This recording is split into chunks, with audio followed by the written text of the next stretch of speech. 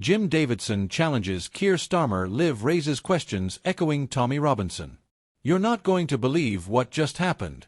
On live TV right in front of millions, a public figure most didn't see coming just threw a political curveball. Jim Davidson. Comedian, outspoken commentator, ex-television host. Known for stirring headlines, yes, but this time, he wasn't joking. He looked Keir Starmer in the eye and said what half the country's been whispering. You know what? Maybe Tommy Robinson was right. Silence. Then chaos. But not from Davidson, from the media storm that followed. Because this moment wasn't scripted. It wasn't pre-cleared, polished, or party-approved. It was raw. Live. And now. It's all over the internet and Westminster.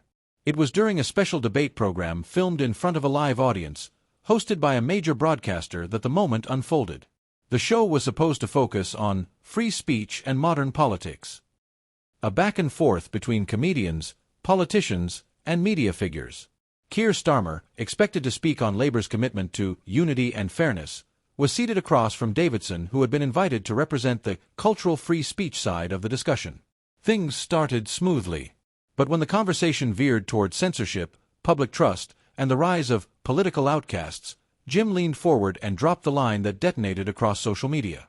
I don't agree with everything Tommy Robinson's ever said, don't get me wrong. But he warned us about the grooming gangs. He said the media wouldn't talk about it. He said politicians were covering their ears. Was he wrong about that? The studio fell quiet. Starmer stiffened. A few audience members clapped. Others looked stunned. And then came Jim's closer. You can call him whatever you want, but what if he was right about some of this? The fallout? Immediate. One former political correspondent tweeted, "This is the moment Labour's PR team didn't see coming. Davidson may not be in Parliament, but he just dragged the party back into a conversation they've been avoiding." A prominent left-wing activist wrote, "This isn't just about Tommy Robinson, it's about how figures like Davidson are now using live TV to mainstream dangerous narratives." But others were more measured. A retired Met officer posted, "Davidson didn't glorify Tommy. He raised a fair question: how long can we pretend these issues don't exist?" A viewer on Telegram said, "He said what a lot of us feel. That truth is no longer allowed unless it fits the agenda."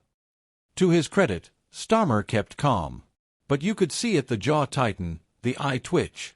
He responded carefully. "We should all be concerned with protecting the truth, but we must also be careful not to elevate dangerous voices in the process." A safe answer. But was it enough? Viewers didn't think so.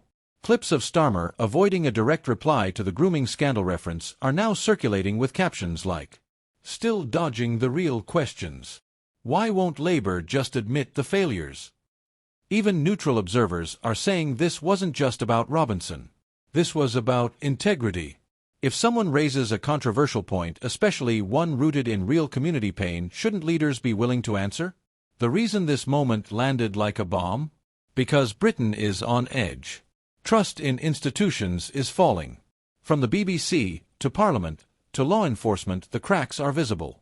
And when a comedian, not a journalist, not an MP, speaks the uncomfortable truth on live TV, people listen. Why?